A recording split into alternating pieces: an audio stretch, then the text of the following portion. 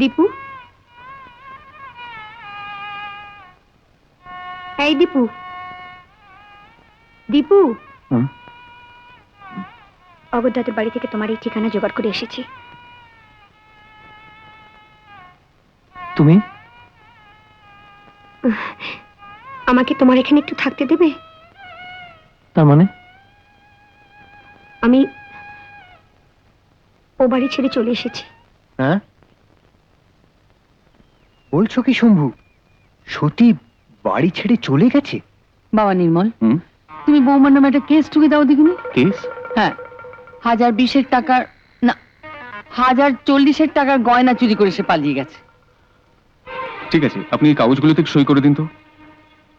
এটা সব সাদা কাগজ। হ্যাঁ, আপনি নানান কাজে ব্যস্ত থাকেন, সব সময় তো আপনাকে বিরক্ত করা যায় না, কখন কি দরকার পড়ে। ও,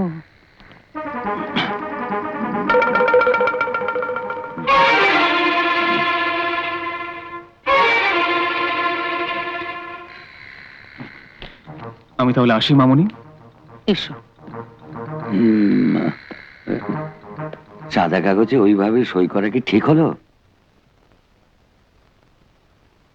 সরকার বাবু, নির্মল আমার ছেলের মতো। আপনি তো জানেন ওকে আমি নিজের ছেলের চেয়েও বেশি বিশ্বাস করি। শ্বশুর বাড়ি ছেড়ে সত্যি তোর ওখানে গিয়ে উঠেছে, ভালো করেনি। তোর মা ওখানে থাকলে তবু না একটা কথা ছিল। মা কাশি থেকে কবে ফিরবে তারও কোনো ঠিক নেই। তুমি একবার চলো না লক্ষ্মীদি, সতীকে একটু বুঝিয়ে বলবে। আজ তো পারবো না রে দীপু, আজ যে ওকে নিয়ে ডাক্তারের কাছে যেতে হবে।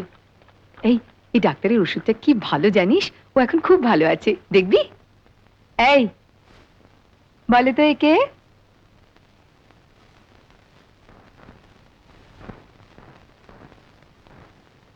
টিপু বাবু।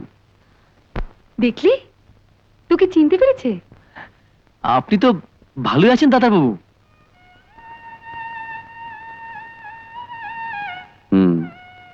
ভালোই আছি, তবে এতটা ভালো না থাকলেই বোধহয় ভালো হতো।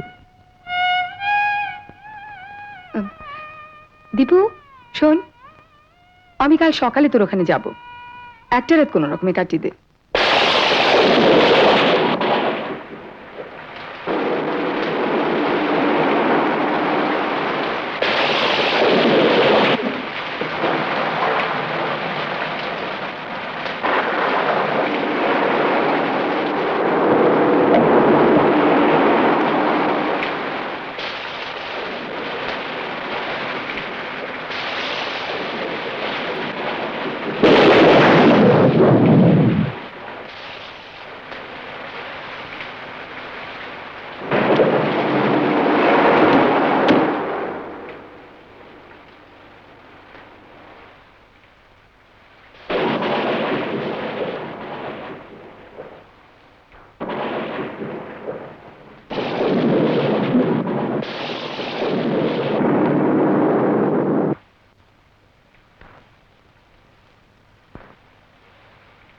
এখানে দাঁড়িয়ে কি করছো?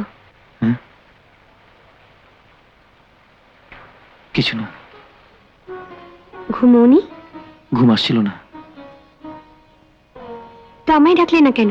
দুজনে মিলে গল্প করে রাতটা কাটিয়ে দিতাম। আমাকে নিয়ে রাত জাগতে কলঙ্কের ভয় নেই তোমার?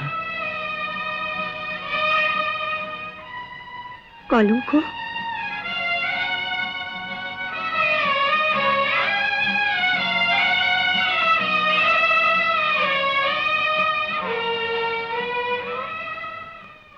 আমার জীবনে দীপু কলঙ্ক হয়ে বেঁচে থাকবে, সেটা আমি বা হতে দেবো কেন? এই যে ঘর ছেড়ে তোমার কাছে ছুটে এসেছি, কেন জানো?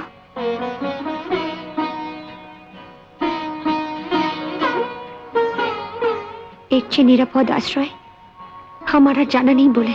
তোমার জানাটাই তো শেষ কথা নাও হতে পারে সতী। আমি তো আমার বিশ্বাসকে আঁকড়ে ধরে থাকতে চাই দীপু, নইলে আমি বাঁচবো কি করে বলো তো? কিন্তু চলো ঘুমোবে, চলো। এসো।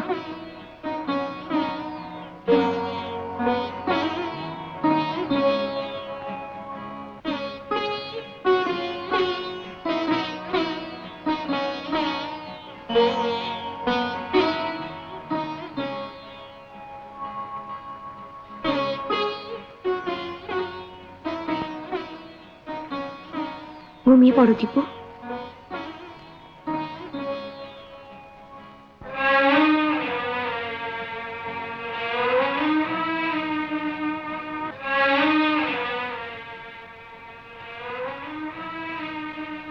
বৃষ্টির শব্দ শুনতে শুনতে ঘুমিয়ে পড়ো।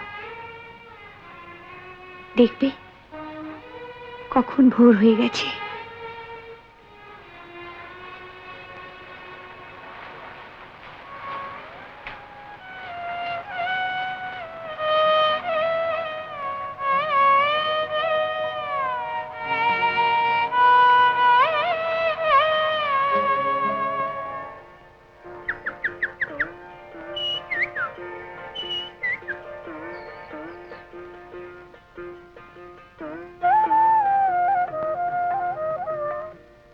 দীপু, দীপু, এই দীপু।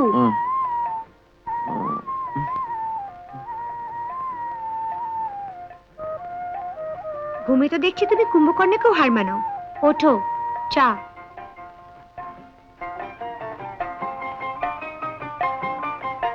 আমি তো চা খাই না। জানি আজ খাবে। দীপু, দিদি না? কই রে দীপু? এসেছো লক্ষ্মীদি? হ্যাঁ, সত্যি কোথায়? ওই তো, ওই ঘরে।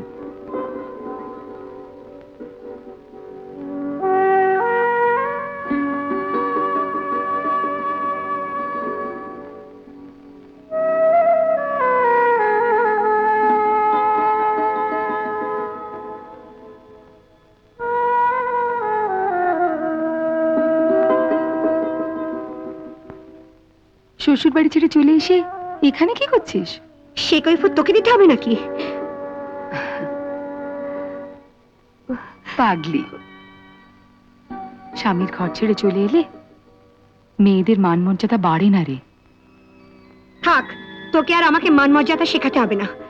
তাতার বাবুর সঙ্গে পালিয়ে গিয়ে তুই আমাদের খুব মান মর্যাদা বাড়িয়েছিস না? দিদির সাথে অমন করে কথা বলে না সতী। কেন বলবো না? ওর জন্য আমার শ্বশুর বাড়িতে কম হেনস্তা, উঠতে বসতে খোটা শুনতে হয়।